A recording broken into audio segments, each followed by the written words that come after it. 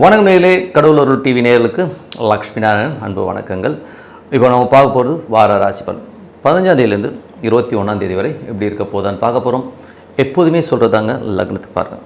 ராசிக்கு பார்ப்பதை விட லக்னத்துக்கு பார்க்க ரொம்ப பர்ஃபெக்டாக இருக்கும். உதாரணமாக ஒரு மகர லக்னம் விருச்சிக ராசினா நீங்கள் விருச்சிக ராசிக்கான பலன்களை பார்க்குறத விட மகர ராசிக்கான பலன்களை பார்க்கும்போது ரொம்ப பர்ஃபெக்டாக இருக்கும்.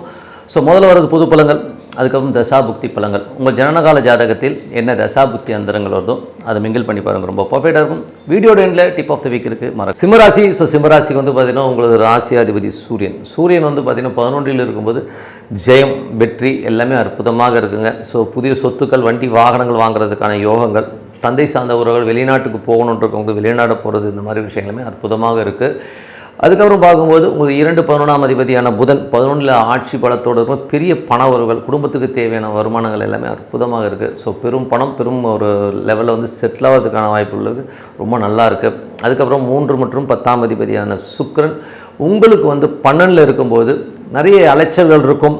அது மட்டும் தொழில் ரீதியான விஷயங்களுக்காக நிறைய அலைவீங்க, அதுக்கான எஃபோர்ட் போடுவீங்க. அதெல்லாமே அற்புதமான பலன்களை பிற்காலத்தில் கண்டிப்பாக இருக்குங்க.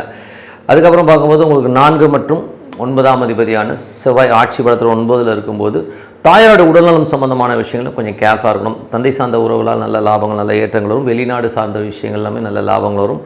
கொஞ்சம் அலைச்சல்கள் ஜாஸ்தி இருக்கிறதுக்கான வாய்ப்புகள் நிறைய இருக்குது. அதுக்கப்புறம் 5 மற்றும் 8ஆம் அதிபதியான குரு உங்களுக்கு 12ல் இருக்கும்போது குழந்தைகளால் கொஞ்சம் செலவுகள் வரதுக்கான வாய்ப்புகள் இருக்குது. கொஞ்சம் எமோஷனாக இருவீங்க, நல்லா இந்த பிள்ளை இந்த மாதிரி பண்ணுதுன்னு. அதுக்கப்புறம் அது மட்டும் இல்லாமல் பார்த்திங்கன்னா இந்த 8ஆம் தேதி 12ல் இருக்கும்போது நைட்டு தூங்காமல் இருக்கிறது. இப்படி ஆகிடுமோ அப்படி ஆகிடுமோ, என்ன ஆகுமோ ஏதாகுமோ, இந்த புள்ள எப்படி இருக்குது, வம்சம் எப்படி இருக்குது, அப்படி இப்படின்னு ஏதோ ஒன்றத்தை போட்டு புலப்பிட்டு இருப்பீங்க. எது இருந்தாலும் சரி பாஸ், நமக்கு ஒரு லிமிட் இருக்குது. அந்த லிமிட்டுக்கு மேலே நம்ம ஆண்ட மேலே பார்த்தப்பட்டு போயிட்டே இருக்க வேண்டியதான். நீங்கள் வருத்தப்படுறதுனால எதுவும் கிடைக்க போகிறதுங்கிறது வந்து முதல்ல வந்து நீங்கள் மைண்டில் வச்சுக்கோங்க. அதுக்கப்புறம் பார்க்கும்போது உங்களுடைய 6-7ஆம் அதிபதியான சனி உங்களுக்கு வந்து 8ல் இருக்கும்போது வேலையில் ரொம்ப கவனமாக இருக்கணும். வேலையில் வந்து ரொம்ப கவனம் தேவை. அது மட்டும் இல்லாமல் கணவன் மனைவிக்கு உள்ள வாக்குவாதங்கள் வரும்போது ரொம்ப கவனமாக இருக்கணும். பொருளாதார ரீதியில் வந்து கொஞ்சம் வந்து நீ என்னை ஏமாற்றிட்ட அப்படிங்கிற மாதிரி வாக்குவாதங்கள் வர்றதுக்கான வாய்ப்பு ரொம்ப ரொம்ப கவனமாக இருக்கணுங்க. அதுக்கப்புறம் பார்க்கும்போது உங்களுடைய 9ஆம் அதிபதியான செவ்வாய் ஆட்சி பலத்தோட இருக்கும். வெளிநாட்டில் இருக்கணும், நல்ல லாபங்களும் நல்ல ஏற்றங்களும் கண்டிப்பாக இருக்கும். கொஞ்சம் அலைச்சல்கள் ஜாஸ்தி இருக்கும்.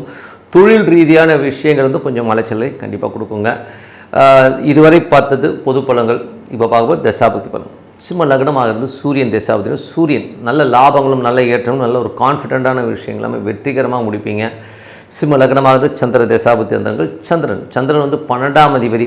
அவர் வந்து பார்த்திங்கன்னா பெரிய லாபங்களும் நல்ல ஏற்றங்களும் கண்டிப்பாக கொடுத்துருவாருங்க. ஸோ இந்த வாட்டி வந்து பார்த்திங்கன்னா நீங்கள் வெளிநாட்டில் இருக்கவங்க, வெளி மாநிலங்களில் இருக்கவங்க கொஞ்சம் அலைஞ்சு திரிஞ்சு நிறைய பெரிய வெற்றிகள் பெறுவதற்கான ரொம்ப சுபமாக இருக்குது. சிம்ம லக்னமாகிறது செவ்வாய் தசாபுக்தி அந்தரங்கள். செவ்வாய் 4-9ஆம் அதிபதி 9ல் ஆட்சி வரும்போது தாயாருடைய உடல்நலம் சம்பந்தமான விஷயங்கள் ரொம்ப கேர்ஃபுல்லாக இருக்கும். நிலபுலங்கள் பேரில் ஒரு சொத்துக்கள் வாங்குற மாதிரி விஷயங்கள் கண்டிப்பாக ஏற்படுங்க.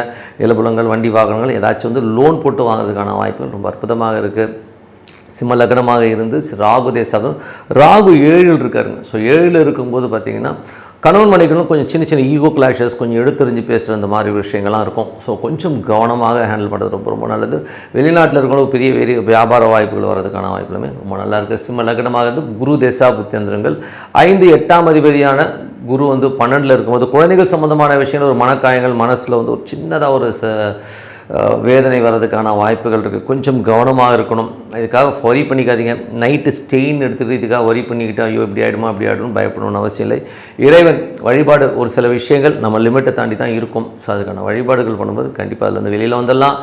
சிம்ம லக்னமாக இருந்து சனி தசாபுக்தி அந்தரங்கள் வந்து சனி வந்து பார்த்திங்கன்னா உங்களுக்கு 6-7ஆம் அதிபதி 8ல் இருக்கும்போது வேலையில் ரொம்ப கவனம் தேவை. கணவன் மனைவிக்கு நடுவில் வந்து வாக்குவாதங்கள், பின்னாடி பேசுகிறது, இந்த மாதிரிலாம் இருக்கும். சில சந்தேகங்களையெல்லாம் ஒரு சண்டை வருவதற்கான வாய்ப்பு இருக்குன்னு ரொம்ப ரொம்ப கவனமாக இருந்துக்கிறது ரொம்ப ரொம்ப நல்லது. சிம்ம லக்னமாக இருந்து புதன் தசாபுக்தி அந்தரங்கள். புதன் வந்து பெரிய லாபங்களும் பெரிய வெற்றிகளையும் கொடுக்கறதுக்கான வாய்ப்புலாம் இருக்குது. பெரிய வருமானங்களை கொடுக்கறதுக்கான வாய்ப்பும் ரொம்ப அற்புதமாக இருக்குங்க. ஸோ அதெல்லாமே ரொம்ப சூப்பர் தான். சிம்ம லக்னமாக இருந்து கேது தசாபுக்தி. கேது வந்து ராசியிலே இருக்கும்போதே கொஞ்சம் வெடுக்குன்னு பேசுகிறது, கொஞ்சம் எமோட்டாகிறமான விஷயங்கள், தனிமையை நோக்கி போய் என்ன வாழ்க்கை என்ன இதுன்னு சொல்லிட்டு புலம்புற மாதிரி விஷயங்கள் இருக்கும். விநாயகர் வழிபாடு சிறப்பான ஒரு ரிலீஃப் கொடுக்கும். ஸோ விநாயகர், ஆஞ்சநேயர் வழிபாடு பண்ணலாம். ஸோ எது உங்களுக்கு கம்ஃபர்ட்டாக இருக்கோ அதை நீங்கள் வழிபாடு பண்ணுங்கள்.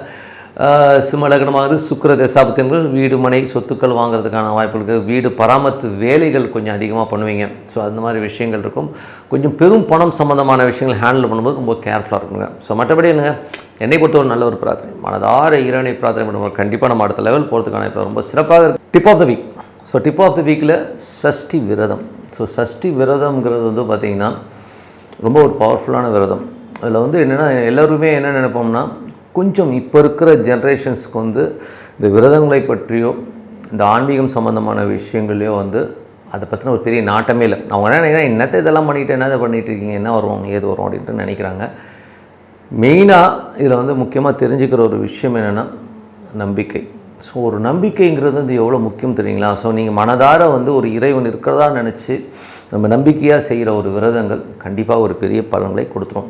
இதுக்கு உதாரணமாக ஒரு சின்ன ஒரு விஷயம் சொல்கிறேன் கேளுங்க.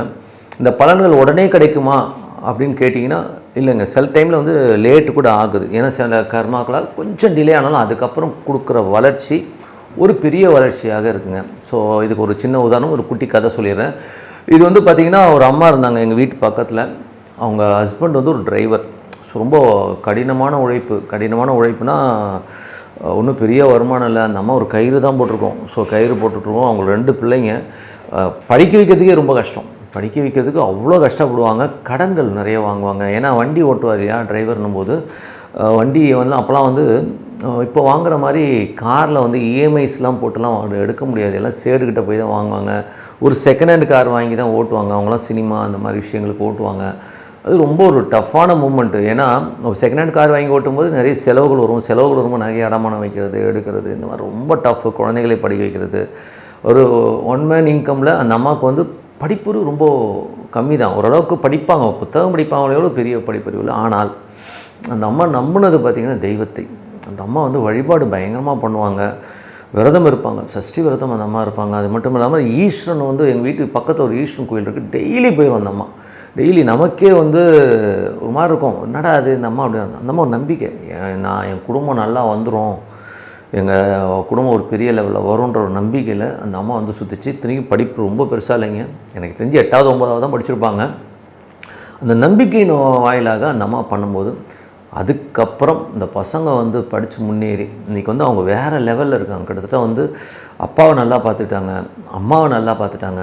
அதுக்கப்புறம் அந்த அம்மா வந்து வருங்காலங்களில் வந்து பொழுது போலேன்னு சொல்லிட்டு இந்த மெடிசன் புக்ஸ் எல்லாம் படித்தாங்க. நல்லா படித்தவங்க ஒரு 8வது 9வது படித்தவங்க மெடிசன் சம்மந்தமான புக்ஸை படிச்சுட்டு ஒரு டாக்டர் ஒரு மருந்து எழுதி கொடுத்தாங்கன்னா அந்த மெடிசன் சம்மந்தமான விஷயங்களை வந்து அவங்க சொல்லுவாங்க.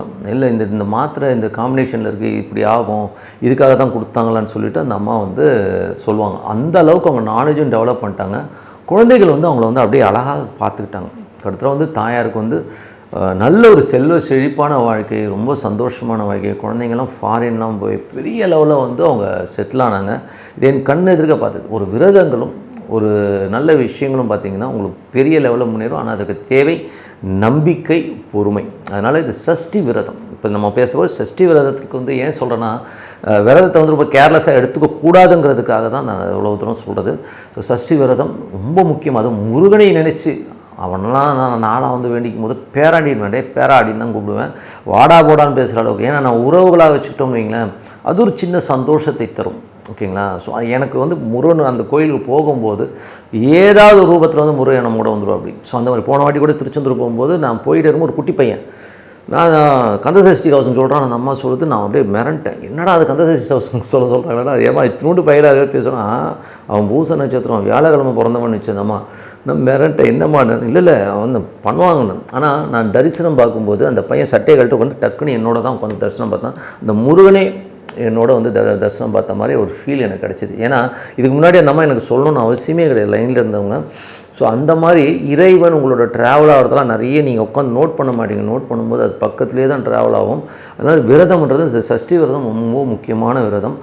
குழந்தை வரம் வேண்டி முருகனை வந்து வேண்டிக்கோங்க. ரொம்ப சூப்பராக இருக்கும். முருகன் வந்து அவ்வளோ அழகாக அருமையான குழந்தையாக பிறப்பாங்க. இந்த விரதம் வந்து அவ்வளோ. நீங்கள் வந்து முதல்ல வந்து இந்த சுகரு ப்ரெஷரு இதெல்லாம் இருக்கவங்க இந்த விரதம்லாம் இருக்காதீங்க. முதல்ல அதை சொல்லிடுறேன். ஏன்னா நீங்கள் சுகர் ப்ரெஷர்லாம் வச்சுக்கிட்டு நீங்கள் விரதம் இருந்தீங்கன்னா அது ரொம்ப சைடு எஃபெக்ட் இருக்கும். அந்த மாத்திரை போடுறவங்களாம் இருக்காதீங்க.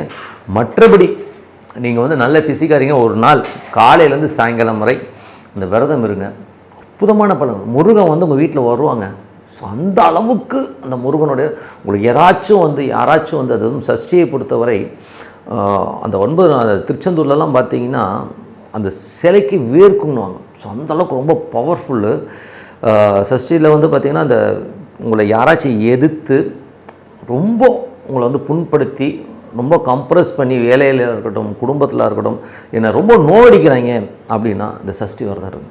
அதுவும் முருகன் உங்களோட இருக்கான்னு நினச்சி அப்படி நம்பிக்கையோட இந்த சஷ்டி விரதம் இருங்க. அப்புறம் பாருங்கள் என்ன மேஜிக் நடக்குதுன்னு பாருங்கள். அதனால தான் நான் சொன்னேன், நம்பிக்கை ரொம்ப அவசியம். இன்றைக்கி மாத்திரை போட்டு ஜுரம் சரியாகிற மாதிரி உடனே ரிசல்ட் இன்ஸ்டண்ட்டாக கிடைக்குமானா கண்டிப்பாக கிடைக்கிறதுக்கான வாய்ப்புகள் ரொம்ப கம்மி. சில பேருக்கு இன்ஸ்டண்ட்டாக கிடைக்கும், பட் எல்லாருக்கும் கிடைக்காது. அதனால் அமைதியாக உட்காந்து இறைவனை வழிபாடு பண்ணுங்கள். அதுவும் சஷ்டி விரதம் அற்புதமான விரதம். எதிரிகளை தகர்த்தெறிஞ்சிடும். முருகன் வந்து தூள் கிளப்பிடுவா. அப்படி அதே மாதிரி குழந்தை விரதத்துக்கு வந்து சிறந்த விரதம்னா சஷ்டி விரதம். சஷ்டியை நினச்சி விரதம் இருங்க. அற்புதமான ஒரு குழந்தை, அற்புதம் உங்களுக்கு எதிரிகளை தகர்த்தெறிகிற ஒரு விஷயம் எல்லாமே நடக்கும். நீங்கள் வந்து சஷ்டி விரதம் இருங்க. அற்புதமான விஷயங்கள் இன்னும் பேசுவோம், ஓகேங்களா? ஸோ உங்களுக்கு விடைபெறுவது உங்கள் லக்ஷ்மி நாராயணன். நன்றி, வணக்கம். கடவுள் அருள் டிவியை பார்த்தமைக்கு நன்றிகள். மேலும் இது போன்ற தகவல்களை தெரிந்து கொள்ள கடவுள் அருள் டிவியை சப்ஸ்கிரைப் செய்யுங்கள். மறக்காமல் பெல் ஐக்கானை கிளிக் செய்யுங்கள்.